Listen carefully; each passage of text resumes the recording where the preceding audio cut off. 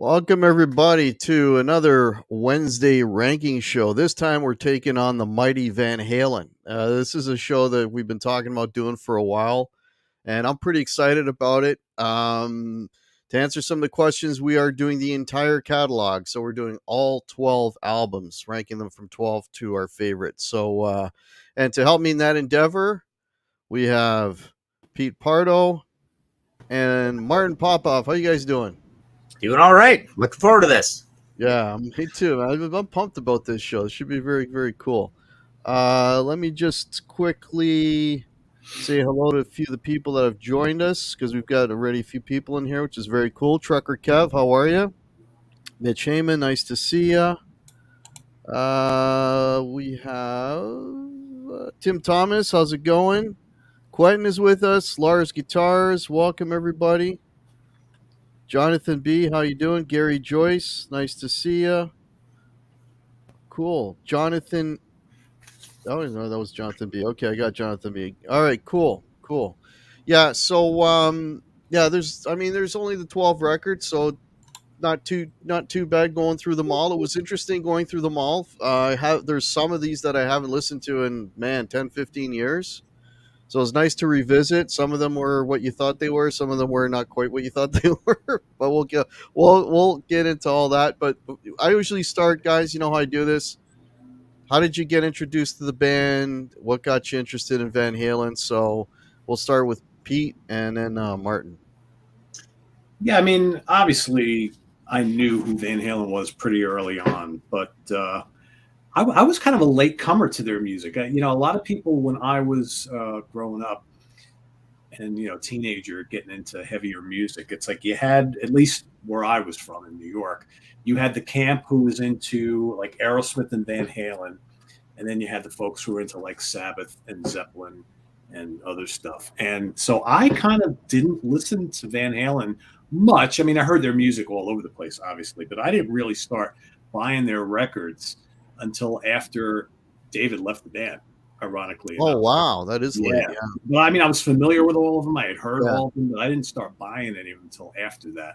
And so, like when 5150 came out, and again, we're talking mid 80s already. I remember that was like such a huge album that summer. And I got kind of swept up in that. And I'm like, I've kind of ignored these guys all these years. And then I went back and started buying the whole catalog. And that's when I was like, yeah, all right, this early stuff rules. And, that was that. But I think it was more of a guitar player thing. Like you had, if you were someone in Hudson Valley who was a guitar player or interested in guitarist, there were all these camps. You had the people who were into Eddie, you had the people who were into Randy. Sometimes those were all the same. You had the people who were into Yngwie.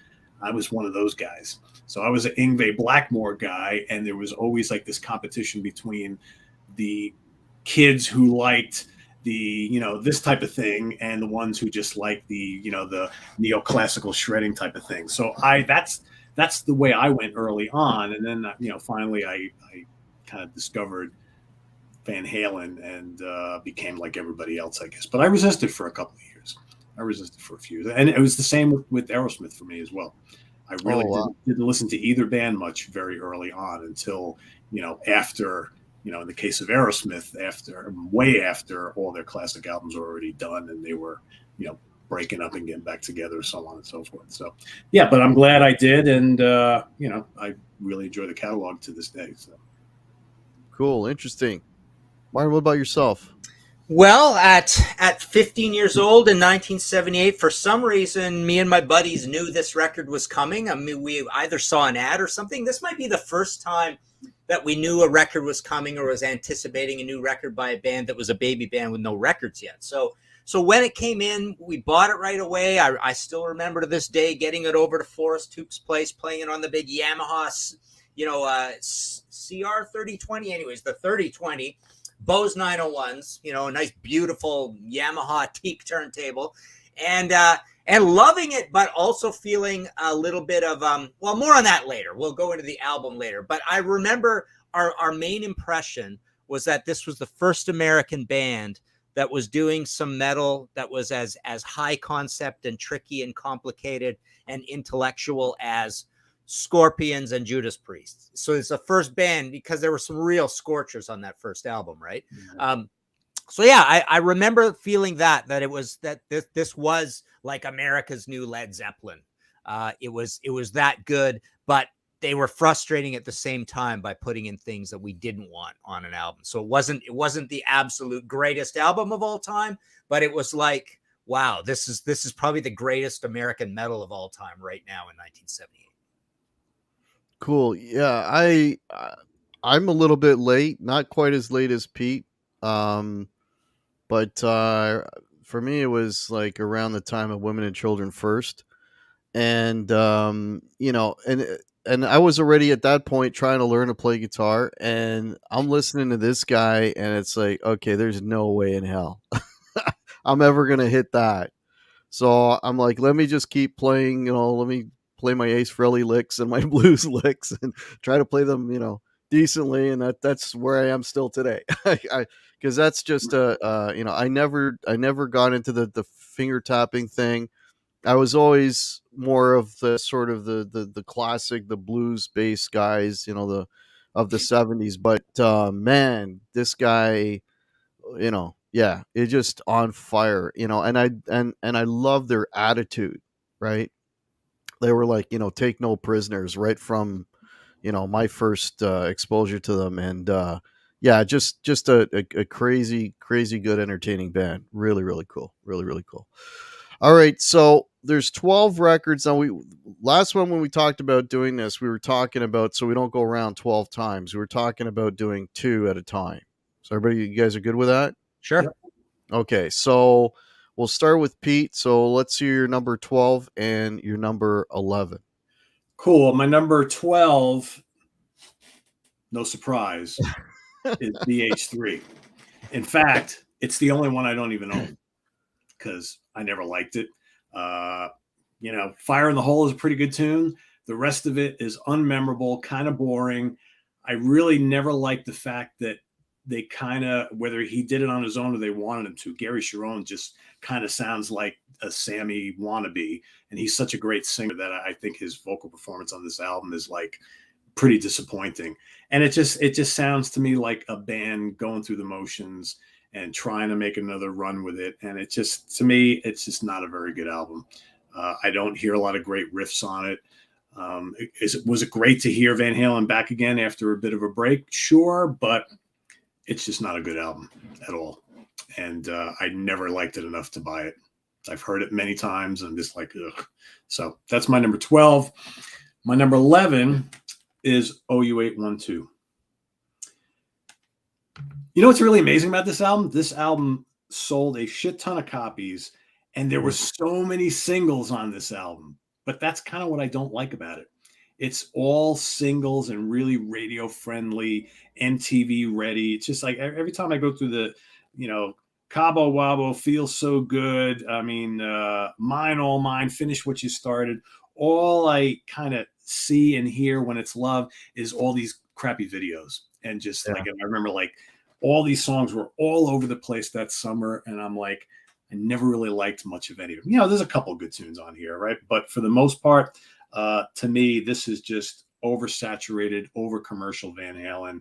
And to me, the low point of the Sammy era. I think they have much better albums than this. But, I think most people seem to love this album, and that's why it sold so many copies, and that's why the radio hits did so well. But for me, no thanks. So that's my number 11. Interesting. Yeah, that's a surprise, that one being as low as that is. All right, Martin, what do you got? Number 12 and 11. Okay, so Van Halen 3, Roman numeral 3 on the cover. Yeah. Number 3 on the spine. That's great, eh? So let's get the title wrong right off the bat, right? And plus 3, it's not their third album and all that, blah blah blah. Right. This was a marriage made in hell. It was a marriage made in Ray Daniels, the Rush management office, because Extreme and Van Halen were both managed by them, right? You got a guy from the East Coast, from Boston, who was known to be a well-respected, pretty cerebral lyricist, conceptual, well-regarded albums, great singer and all that. And now he's meant, okay, now we need you to be a cross between David Lee Roth and Sammy Hagar. So he comes off as this insincere sort of cock rocker guy over all these things that aren't songs and these musical, these instrumental passages. And there was just nothing really all that good on it. So it sounded like it might have been a good idea. I mean, I'm glad. I like the idea when a big band like this gets in a singer of quite a bit of stature, but a little bit less, sort of like Sammy Hagar, right? Getting him in. So there you go. And then I've got OU812. Same one, same reasons. The only song I really, really like on this record, yes, you don't get them on the back, so you got to pull this out to look at them, is I do like Mine All Mine, which is kind of like an OTT fast rocker that's written heavy, but not produced and not arranged and play and performed heavy. So it's kind of like a heavy metal song with no heavy metalness to it. It's kind of cool. But then, I don't know, Sucker and a Three-Piece, Source of Infection, Cabo Wabo, Black and Blue are, the heavier ones, the ones that aren't, the schmaltzy ballads are okay as far as I'm concerned, but really not a long album. I don't like Finish What You Started. I stuck that on. We did a Contrarians with Jamie Laszlo where we built the worst Sammy Hagar album you could possibly imagine and the worst David Lee Roth album, and I stuck that on my Sammy album. I like the recording. I think the production's pretty cool. It's a pretty brown soundy, the second wave brown sound production on it, but just kind of like dull commercial albums, and like Pete said, it sold like crazy, and so did the previous one, but there you go, same two as Pete. Well, Hack sounds disappointed.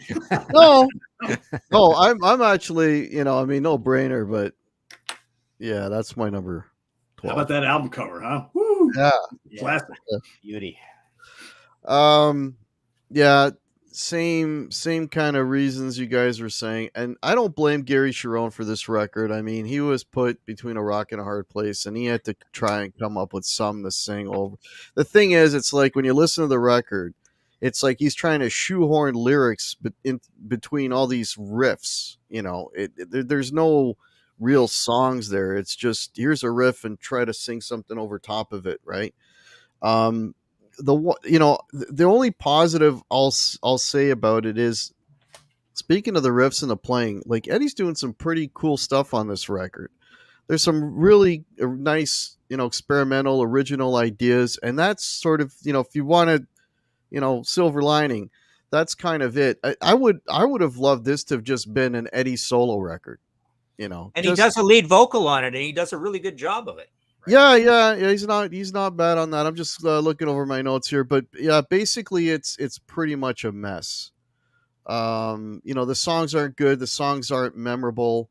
You hear a little bit of Gary really trying to carve out some melodies, and some of the stuff that he's doing is kind of cool. But for me, Without You is probably the best track on here.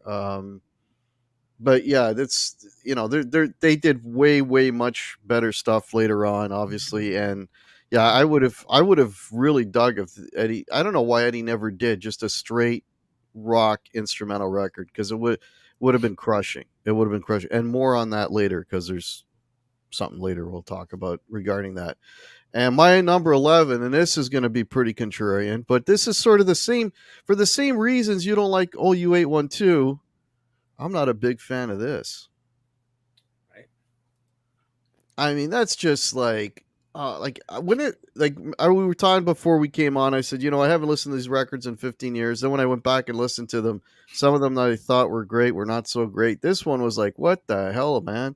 It's so poppy, so overly slick. It's like, guys, we just, let's just get on the radio. Let's just get on the radio. It's just filled with radio songs.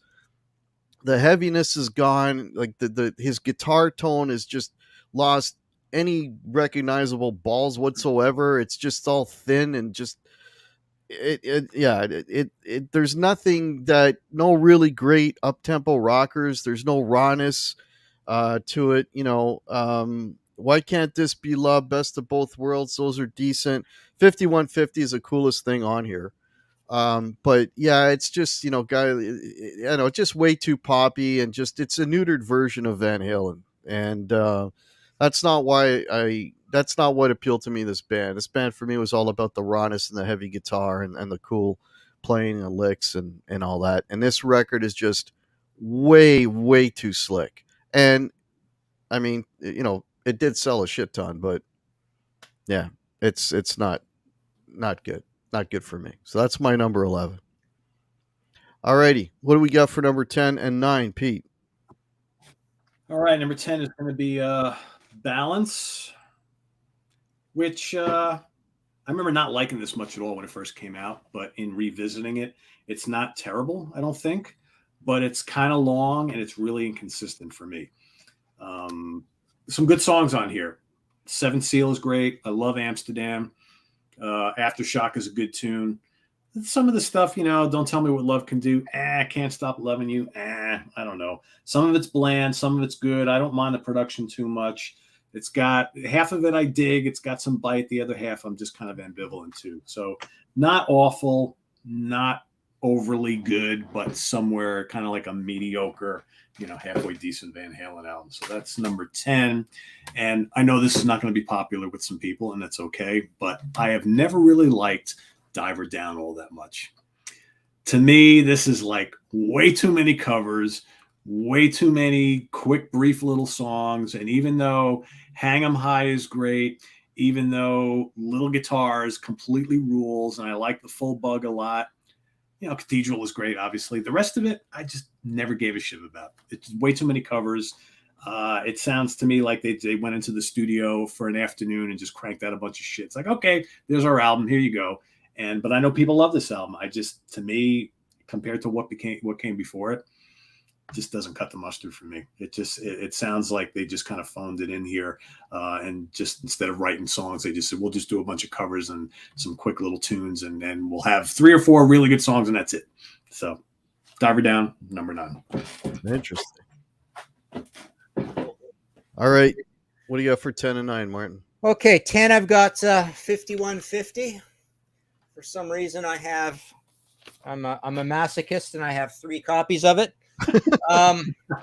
But I love the production on this. To me, I've always said this is almost my favorite Van Halen production, even though there's not a lot of guitar, there's a lot of keyboards, but I find this the most extreme brown sound album, especially when it comes to the drums. So I do love the sounds of it, but most of the songs I don't care for. I think Why Can't This Be Love is the best they ever did at doing a pop ballad. I think it's got good chord changes. It's sophisticated. It's a pretty cool song. Summer Nights, I don't mind. Inside 5150, I don't mind. The rest of it, pretty much no. I mean, I don't like Get Up, kind of the OTT. When Van Halen does OTT like this, it just kind of goes off the rails. They don't do super fast, really good. Don't like Best of Both Worlds. Don't like Good Enough. So yeah, find it just kind of like, all those complaints they had about Sammy were kind of valid. The ones about him not really doing much when it came to lyrics, right? Like being kind of lazy when it came to lyrics and stuff. So yeah, you really didn't get much from that end of it with Van Halen. And this is his first album, right? So next I've got Balance. Balance, I'm actually not a big fan of Amsterdam, and I don't like Big Fat Money. I think Seventh Seal's a little pretentious. But I do like Don't Tell Me What Love Can Do. I like at this period when they went for these really stomping, remember when they had Up for Breakfast and the other song and the Tornado song, whatever, that's Human Beings. I like this kind of semi-dark and heavy and aggressive grungy sort of Van Halen when they did it once in a while. I think Aftershock's a pretty good song, and Take Me Back's pretty good. But yeah, the rest of it, there is all of this instrumental stuff in between. And what's the terrible, Can't Stop Loving You is the big kind of cheesy ballad on this. Don't like that very much either. And this was a time when they were really fighting, and that was all that dirty laundry was out in the public.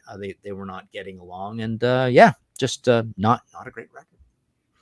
Martin, can I ask you to move your camera just a little bit because you're way off center? I'll go this way. Okay. Yeah, and you're going off the mic, and sometimes it's difficult to hear what you're saying. Yeah, not a problem. Perfect. All right. So my number 10.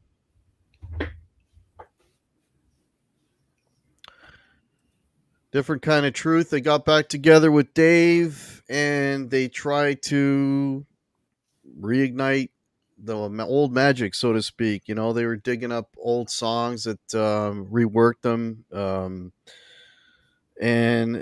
give them an A for effort. There's a few good tracks on here. I really like Tattoo. I like Big River. Stay Frosty's not a bad song.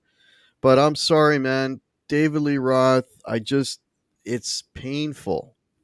His voice, it's just, you know, yeah, it kills the music. It kills us. Mind you, other than that, really, the other songs aren't memorable to me at all, anyway. So that doesn't help. But he's doing some shtick there. He's doing some one liners. The typical thing, right? But yeah, like he can barely the tattoo in those songs. He can kind of not bad. You could tell he does things with his voice so he can get through the tracks. But when he's really belting it, and it's just I don't know. It just doesn't cut it for me. And like I say, as a whole, there's outside of the songs I mentioned, there's not really a lot of memorable stuff on here. Just yeah, but you got to give them an A for effort, right? And they did bring the heavy back, right? So that was good. And my number 9 is OU812. Outside of Cabo Wabo and Black and Blue, there just aren't a lot of memorable songs on this. To me, this sounds like a phoned in record. That's what it sounds like to me. Except for, the radio hits, there was always that, that Sammy thing. It's like, no matter what the record is, there's a couple of, package wrapped songs straight for radio, destined for radio. But there's not enough up tempo rockers on this.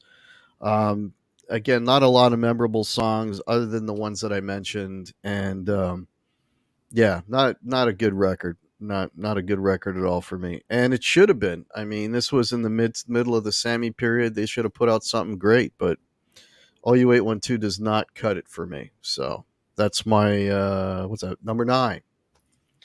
So there you go. All righty. Masses loved it though. Go figure. Because they always had the radio hits. I really think with the Sammy era, I think they opened themselves up to a whole new fan base who maybe weren't as, attached to the David Lee Roth era, I think. Because I bet you, because I meet people all the time who are like, it's all about the Sammy era. David Lee Roth can't sing, and I love the Sammy stuff. It's like, I guess it depends on when you came in or something, right? I don't know. And that was the biggest era of effortless sales for hair metal bands, too. Yeah, true. Cinderella, Whitesnake, like 88, 89, 87, Guns N' Roses. You just had to release it, right? And it was going to sell. Yeah. Warrant, Slaughter. Yeah, everybody at that time, Slaughter's a little later, but everybody at that time, it was pretty darn easy to get a gold or platinum record. Yeah. And you crank out a couple of videos on MTV, boom, you're done. Right. Gold. Yeah. Right. Alrighty, what do we got for 8 and 7? Pete? All right, 8 and 7. So number 8 is going to be 5150 for me. Again, an album. This was kind of my gateway album to the band of me starting to buy their stuff. I don't like it as much as I used to. It has a little bit of a soft spot. That soft spot though is lessening over time. I don't mind Good Enough. I like Get Up. Actually, Dreams is a great song. I think Dreams is really good. Why Can't This Be Love? Best of Both Worlds. Love Comes Walking is terrible. Title track is amazing. I think that's really good. But yeah, it's a great, like Martin said, great sounding album. Hooks all over the place. It's kind of lightweight for Van Halen. But again, they reinvented themselves. And this sold, like I said, a shit ton of copies. And it was a good summertime album. Now it's like, I rarely ever listen to it anymore. But I think I probably could have ranked it lower, but I have somewhat of a soft spot for it. And next one for me is going to be a really good album, but it's got to go somewhere. 1984. Wow. Some great tunes on here. Obviously you got the classics on here. You got Panama and Hot for Teacher, Drop Dead Legs is great. Title track is amazing. I love I'll Wait. I remember I'll Wait was played on local rock radio around here. That was, for a long time, that was like one of my favorite songs on here.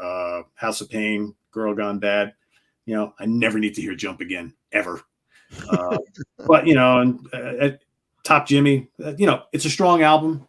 I think for me, everything going forward that I'm going to talk about, I like quite a bit. So, some will rank this higher, but I think right in the middle of the pack is for me where it sits. So 84th.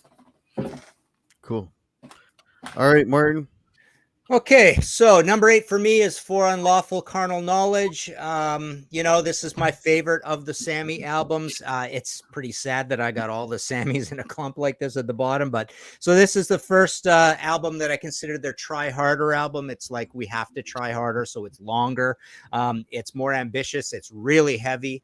It's got weighty production, so they moved away from the Brown sound to something a little more traditional, but it's beefy, right? Pound Cake is amazing on this. Judgment Day is one of their heaviest songs. It's pretty bizarre to hear something that heavy from them. Pleasure Dome, Run Around, In and Out. These are all like, skirting that. They all got a lot of muscle to them, but also a lot of melody as well. The Dream Is Over is a good one. Right Now, I thought was pretty cool song with the whole thoughtful video and all that kind of thing. Top of the World, good anthemic closer as well. So yeah, I like the fact that the guitars were back in a big way, and it was a longer album, and it basically had no gratuitously cheesy ballads on it. So there you go. That's my number 8. My number 7 is Diver Down, for all the same reasons. I'll disagree a little bit with Pete. I always thought Hang 'Em High even felt like a phoned in fast one. I mean, to me, I really don't hear Van Halen do these fast ones all that well ever. But Little Guitars is one of my favorite Van Halen songs of all time. Love it to death. And I just realized I did a History in 5 Songs with Martin Popoff episode, the latest one called First a Guitar Solo. And so various ways that guitars open up albums. And I realized on this that there's no song on the back called Little Guitar's Intro. Yet on the record, there is a song called Little Guitar's Intro. So pretty weird. I think of the covers, Dancing in the Street is a very well done one because of that interesting, propulsive, repetitive thing that Eddie does. But even the other originals on here, Secrets, The Full Bug, I'm not crazy about them. And yeah, a lot of filler, a lot of covers. I think Where Have All the Good Times Gone is done really, really kind of phoned in, to quote you guys from earlier. So yeah, I know a lot of people do complain. The other big reason, this album has the major narrative about it is that Eddie really did not want to do this kind of album. He wanted an album of originals, heavy originals, and David Lee Roth was going. This was the seeds of discontent in the band. David Lee Roth liked the covers, the management liked the covers, and the record label liked the idea, and so this is David slowly working his way out of the band. But yeah, that was the big argument between them. So that's 8 and 7. Well, didn't they put out Pretty Woman, and it became a hit, and then they're like, you guys got to put a record together. You can't just put out this single and nothing else. And then, yeah, I believe something like that happened. I can't remember exactly the story, but yeah. Well, my number 8 has already been talked about. It's Diver Down. I couldn't wait for the new Van Halen record when this came out. I could not wait. I was like, I'm all over Van Halen at this point. And then this record comes out, and I'm like, the covers album. I did like Pretty Woman. I like that. I mean, I was played on the radio. I thought that was really cool. That's a good one. I like as you mentioned, Where Have All the Good Times Gone. I like the treatment they did on that. And there is a lot of good stuff on this. I mean, you guys have mentioned Little Guitars, Hang 'Em High. I always loved Secrets. There's something about that song that I always really, really enjoyed. But I mean, this album would have actually ranked higher for me if it wasn't for things like Dancing in the Streets is horrible. And what's the point of doing Happy Trails? Like, are you just like eating up space? We need more songs. Hey, let's just do Happy Trail. Like, stuff like that kind of brings it down a little bit, but I mean, you can't discount little guitars, and Eddie's masterpiece Cathedral is on this too, right? So, there's enough good on this that it's not by any means a bad record, but it could have been better had they maybe not done one or two of those covers and maybe included some more original stuff. But yeah, Diver Down is my number 8, and my number 7 is For Unlawful Carnal Knowledge. And for a lot of the reasons that you were saying, it's ranked this high for me, Martin, because it's a heavy record. It's a heavy record. Okay. It's them basically Eddie finding his guitar again and playing some good stuff.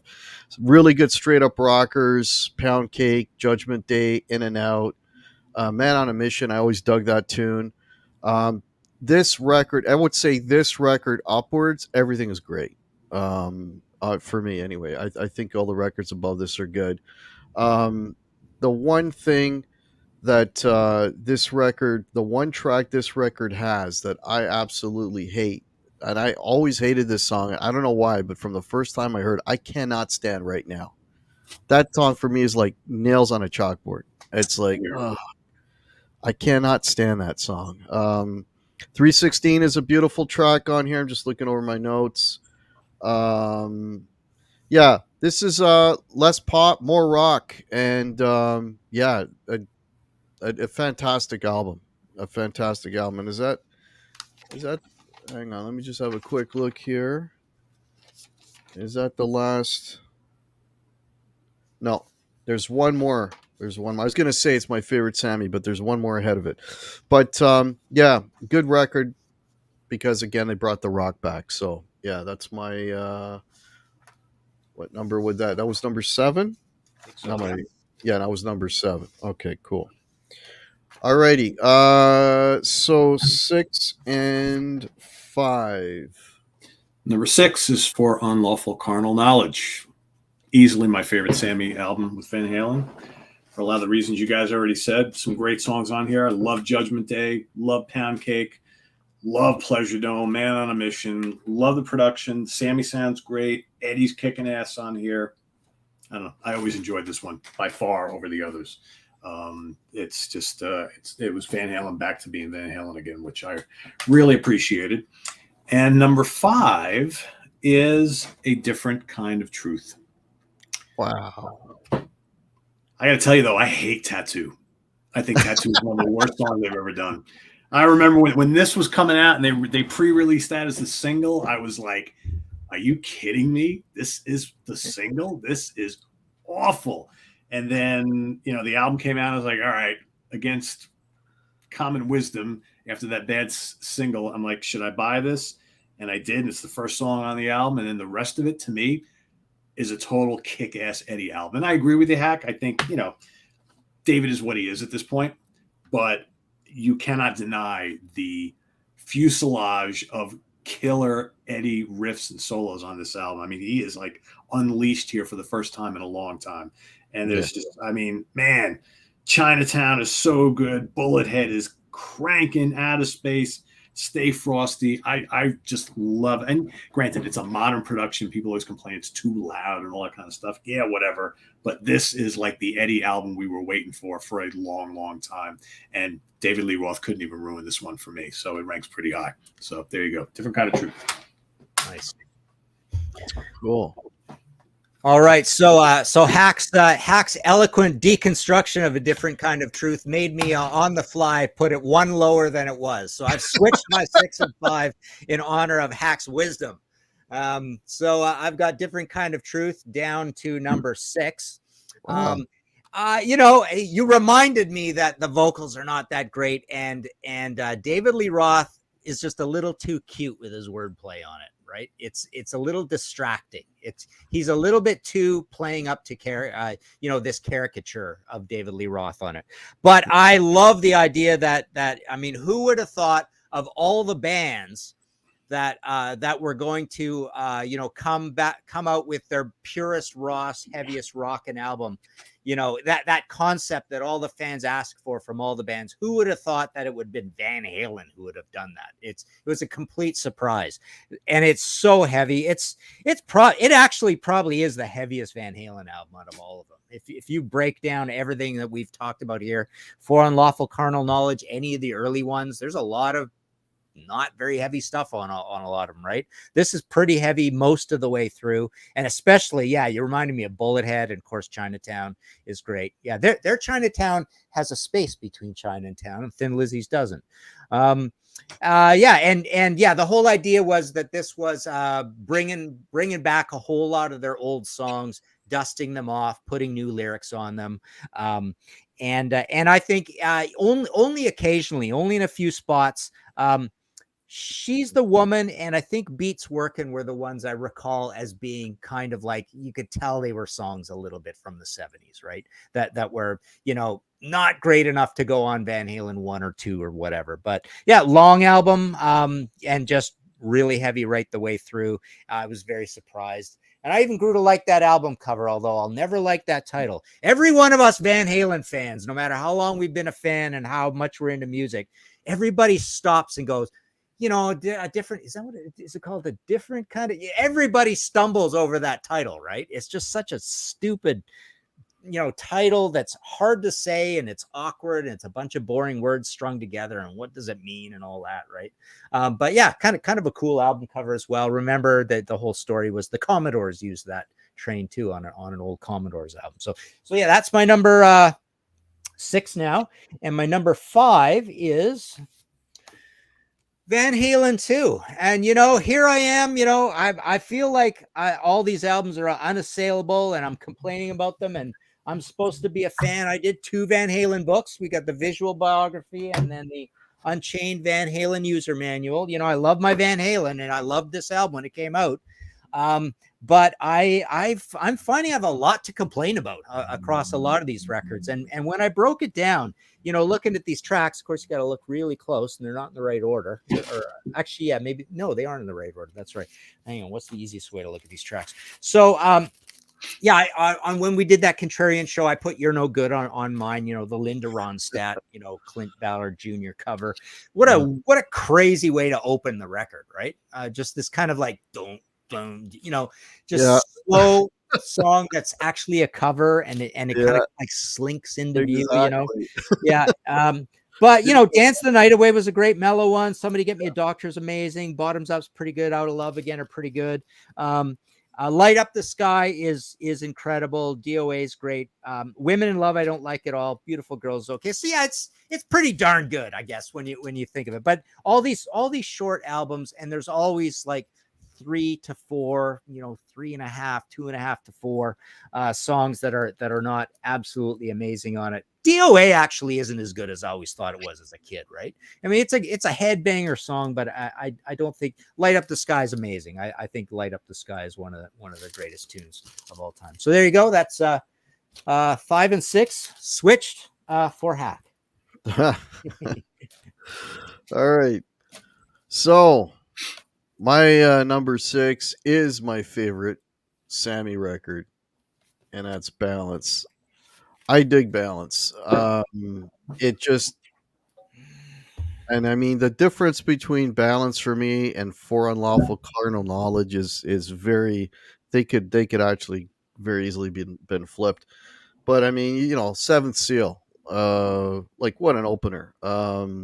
Outside of Not Enough, even the poppy tunes on this have a little bit of grit, a little bit of heavy guitar.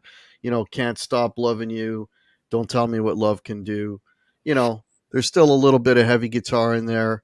But some really great straight rockers on this, Amsterdam, Aftershock. I love the tune Feelin'. Feelin' is exceptional.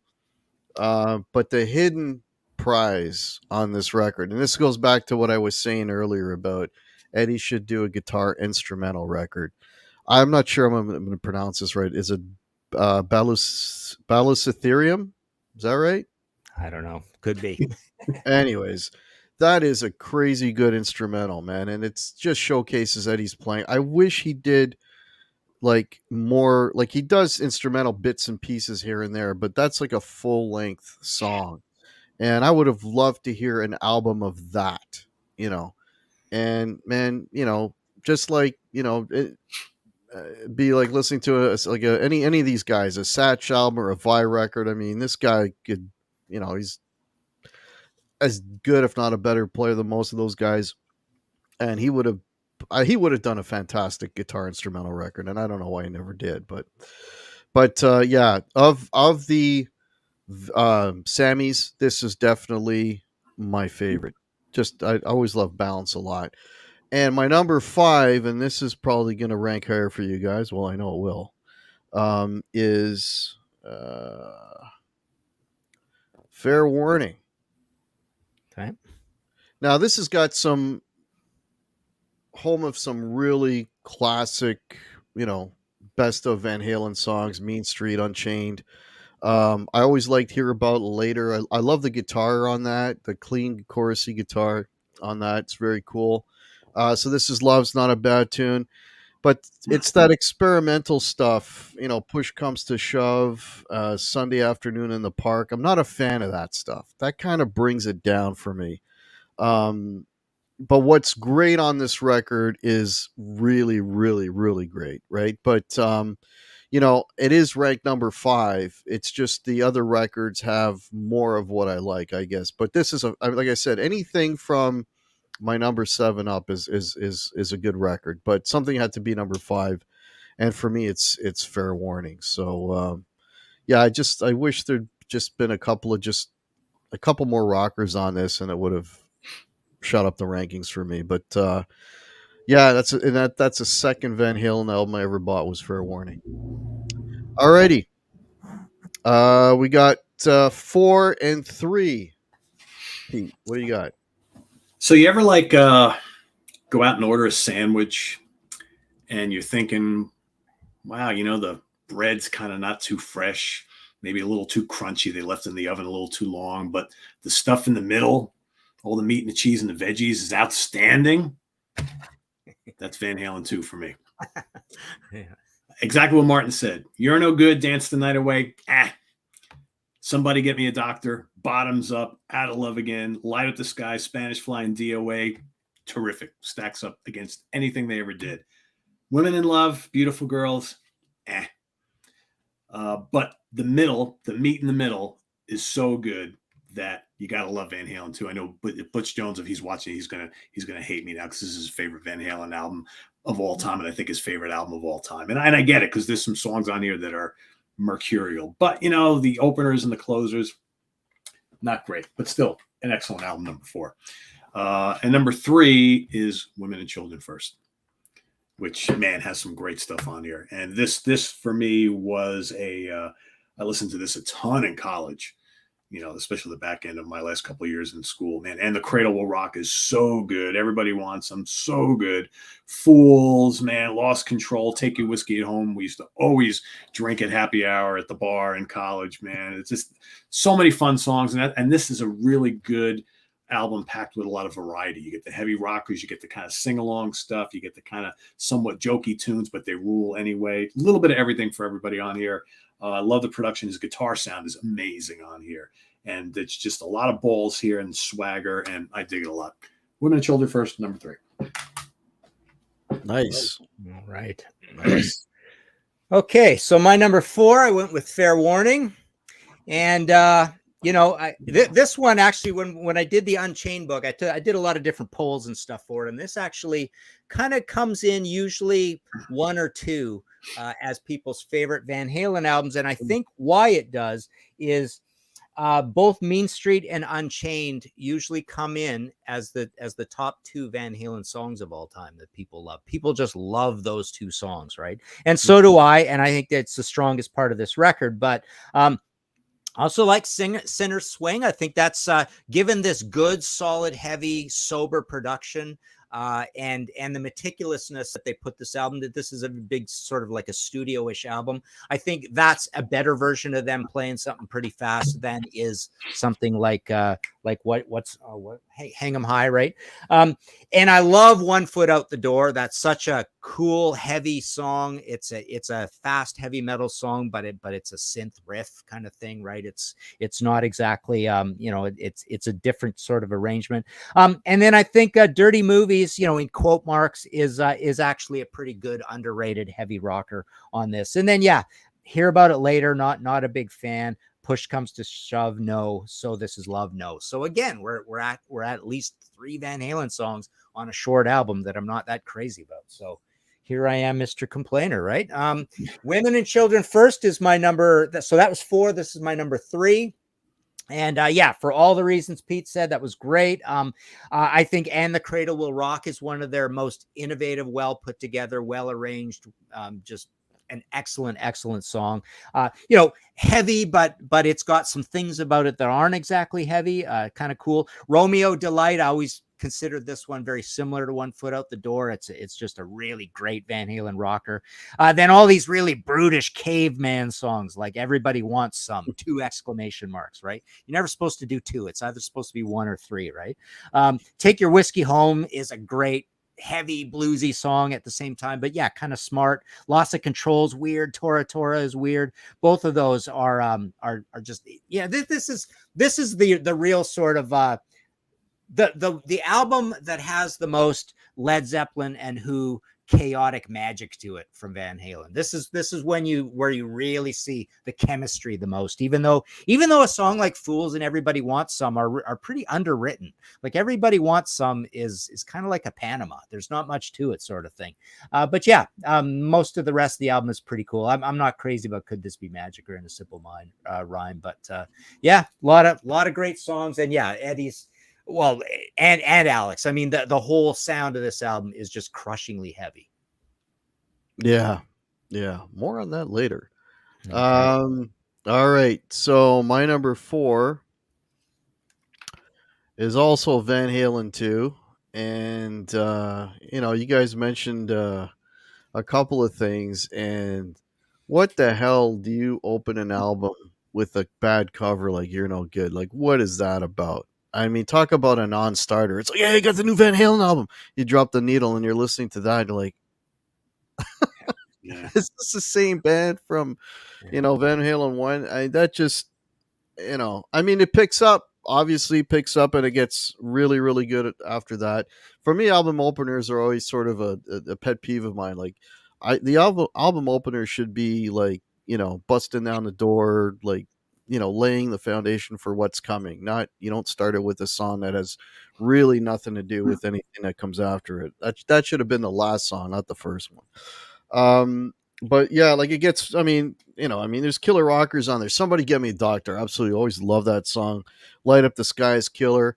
Martin, you mentioned DOA. DOA is probably my favorite song on this record because it's just so out there, that riff. I love riffs that are kind of out there, kind of weird, but cool. Great follow-up to the first one. Spanish Fly is just insane to listen to. And the story I read about that was he heard a guitar player doing that with his fingers, and he's like, let me see if I could figure out how to play that style with a flat pick. And I mean, Eddie, he can do anything, right? And he just proved it with that. Good record, awesome record. I mean, if it didn't have that shitty opener, maybe gone a little bit higher than that.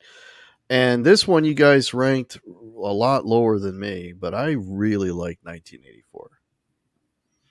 When that record came out, I was in high school. That was like the album everybody had to get, and everybody had it and played the crap out of it. Pete, I agree with you. If I never hear Jump for the rest of my life, I'll be okay. I don't need to hear Jump ever again. But there are so many good songs on this. Outside of, the ones everybody knows, Hot for Teacher, Panama.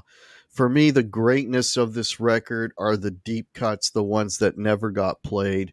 Girl Gone Bad is amazing. House of Pain is amazing. But for me, and this is probably, if not my favorite Van Halen track, it's got to be top 3. But I absolutely love Drop Dead Legs. The groove on that song is incredible. I mean, the way Eddie lays it down with the drum beat, it's just, that's a fantastic, again, probably my top 3 Van Halen songs. And I've always loved I'll Wait. I always loved that song. It was, a mellow song before they got all too poppy and keyboardy, right? There was still a guitar-y kind of song. So, but 1984 is, well, it's my number 3. Always loved that record right from when it came out. So there you go. All right, we're down to our top 2. What do you got, Mr. Pete? Fair warning. Oh, Yeah. Something Martin said really resonated with me, and it's something I've said many times in the past. It's like sometimes you really love an album and it's elevated because of a couple of songs that you just are, drop dead classics. And Martin said it, Mean Street and Unchained are on this album. yeah. And that drives it way up for me. I like the rest of it a lot too. I love Dirty Movies. Sinner Swing is fun. Yeah, Hear About It Later is okay. Push Comes to Shove, I dig. I really like So This Is Love, and One Foot Out the Door is amazing. I wish it was longer. But, if it's got Mean Street and Unchained on it, it's going to rank really high for me because those are my 2 favorite Van Halen songs. 2 of my favorite Van Halen songs of all time. So, Fair Warning is number 2. And I'd be surprised if this wasn't the same for all of us, but you never know. But for me, it doesn't get any better than this. This is just incredible. Not a weak song on it. The guitar tone on this is otherworldly. The shredding on here, Roth rules on here. The drumming on here is great. The backing vocals. We all know the songs, but you put this on today and it still sounds fresh like it just came out last week. And that is the mark of a great album. And it's one of the great debut albums of all time. And that'll always be, right? I think Van Halen 1 is going to go down in history as one of the great heavy rock records of all time. And what a movement this spawned, right? Oh, yeah. So, yeah. And, I remember seeing this in the store back when it first came out. And again, I didn't buy it, but all my friends had it. And I was like, they do look pretty badass on that cover, right? I mean, how many debut albums of a young band put out an album with them on the cover looking like that? You're like, all right, wow. They're trying to make a statement, and they did. So, yeah, VH1, number 1. Cool. All right. What's your 2 and 1, Martin? Okay, I'm really surprised this is this high because this is not a cool pick, but I've got 1984 this high. I mean, I'm very surprised when I put together this list. I was in my cranky mood saying I'm really going to base this a little bit on how there's 2 or 3 songs that I just really don't like on some of these other David Lee Roth era albums. And then I looked at this one and said, you know what? Girl Gone Bad is probably a top 3 or 5 for me. I just love that song to death. I love I'll Wait. There's nothing wrong with Jump. We're all sick of it. But I even remember when I heard it the first time, I thought, this horrifies me, and I totally like it, right? The one song I've always had a problem with is Panama. I just don't like how deconstructed and just like a jam that song is. It always bothered me. And Hack, I absolutely agree with you. Drop Dead Legs is a super classic.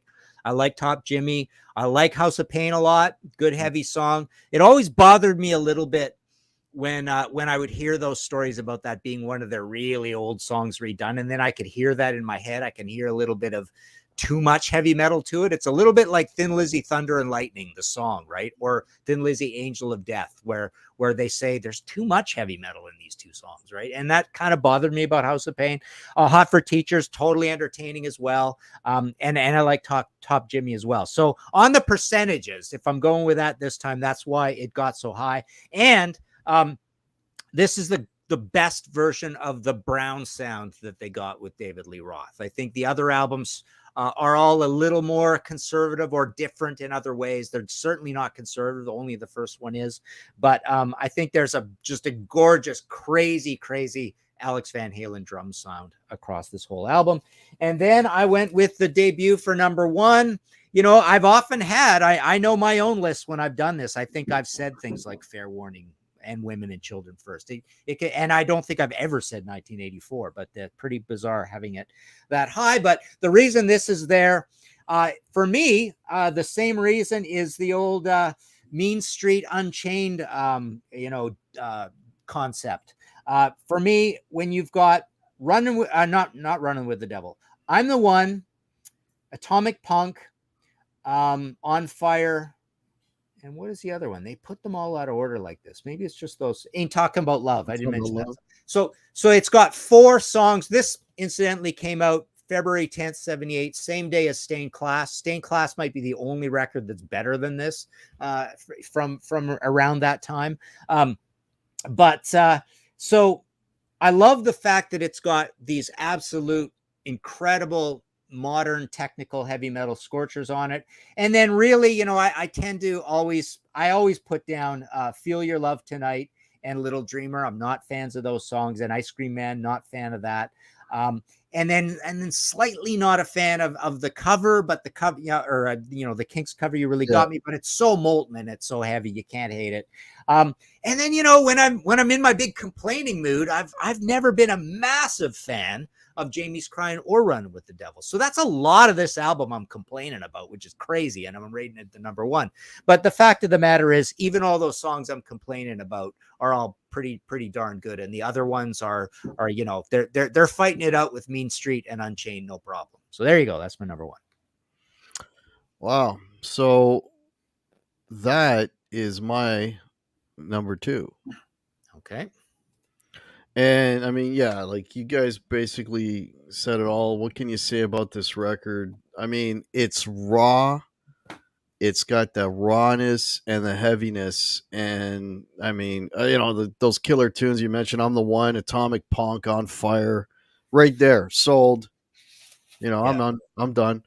Running with the Devil as an opener is crushing. I made a little note here, especially when I was, going back and listening to it, and I'm listening to I'm the One. Everybody talks about Eddie's, two-handed finger tapping and, all this fretboard stuff, but man, listen to some of the grooves that guy's laying down. His right hand, his rhythms are insane. And Martin, you were saying you're not a fan of his, like some of the fast stuff, but I love his.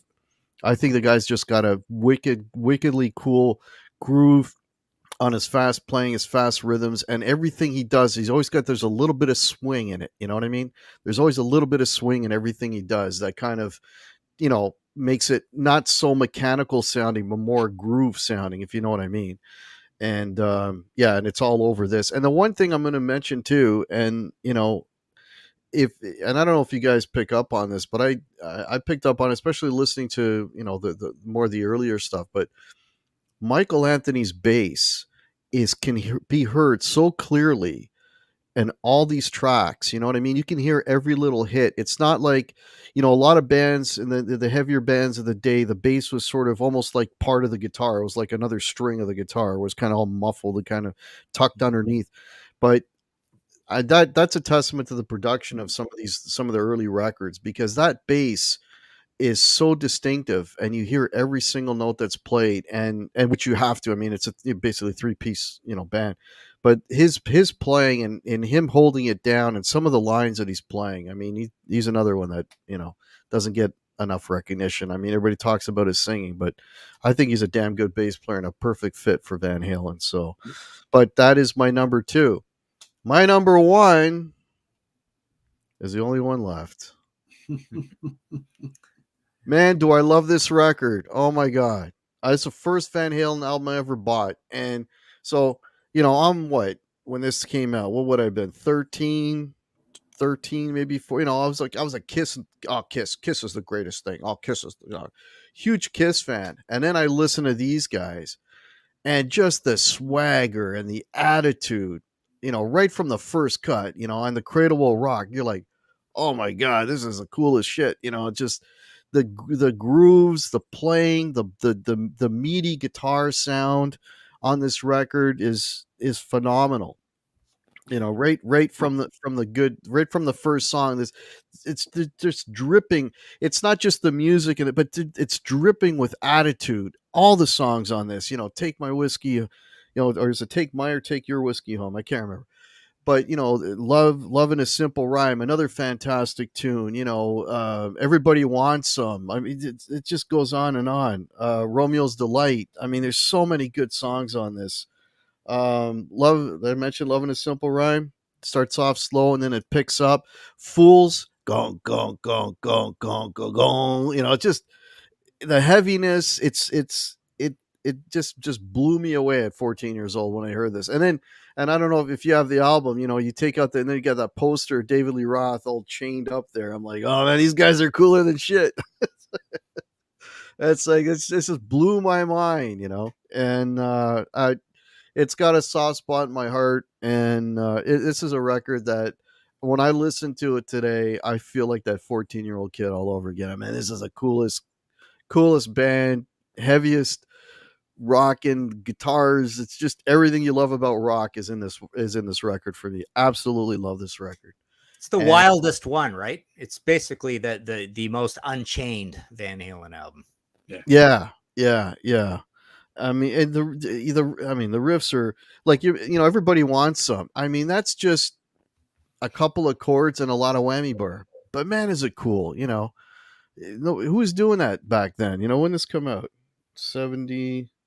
Was it 80? 1980, right? I think, yeah. Yeah. I mean, it's just, and then, the cover is cool. Like they're cool. I mean, it was just the coolest thing going, right? For me at that point. But, yeah, that's my number one. Nice. All righty. Perfect. So let me just, quickly have a look here. All right. Gary Joyce is saying 1980. Like, welcome everybody for man. We're at 100 people watching this right now. Nice. Yeah, very, very cool. Thank you everybody for checking out the show.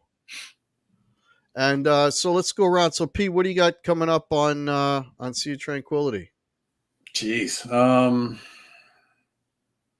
Nothing major planned other than just the normal stuff. For those who are watching right now, we normally do Hudson Valley Squares on Monday, but we've got a bunch of people who are going to be away at festivals and shows and work-related things. So I'm going to do a live show on Monday night starting at 8 p.m. Eastern Standard Time. So that's coming up. So bring your questions, and we'll spend an hour and a half together Monday night. Martin and I will be back together on Friday morning. So we've got a kind of fun, wacky show that's coming up on Monday where we're going to be talking about a lot of hypothetical what-if type things. And so stay tuned for that. We're still kind of formulating that. So that'll be Friday morning, but otherwise just the normal stuff.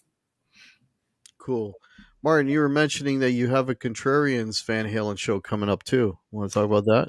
Yeah, the episode that's out now is called First a Guitar Solo, and Van Halen's mentioned it. I think it's one of the examples. Anyways, they're talked about, but it's just about the various ways people can bands start songs with guitar solos. So that's episode 161, I guess, of that. And we had a Contrarians, our Kiss Alive 3 came out, and yeah, we built the very worst Van Halen album for the two eras. That'll be coming out soon. I did a episode with Ralph Chapman on Cornerstone, Styx Cornerstone. Other than that, still just working on a few books. I've got a bunch coming out, but I've really got nothing I'm like in the middle of working on right now. So that's why you see me drawing all these pictures on Facebook, because I'm not that busy. But yeah, martinpopoff.com for all the books, and I've got both of these Van Halen ones as well. Cool.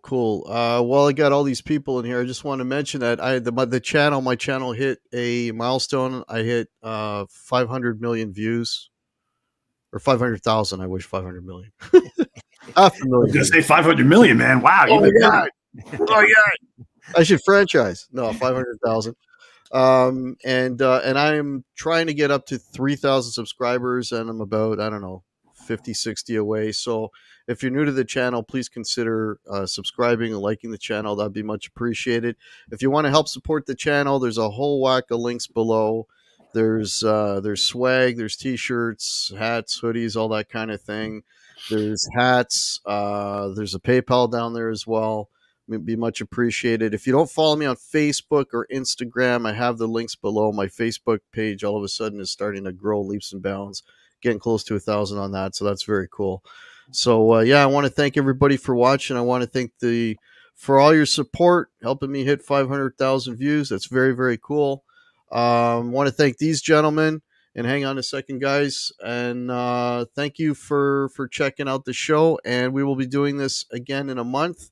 And the band, wait to be determined. That's what we got to talk about. All right. Thanks everybody for watching. Have a good rest of your week. Cheers. Bye, guys.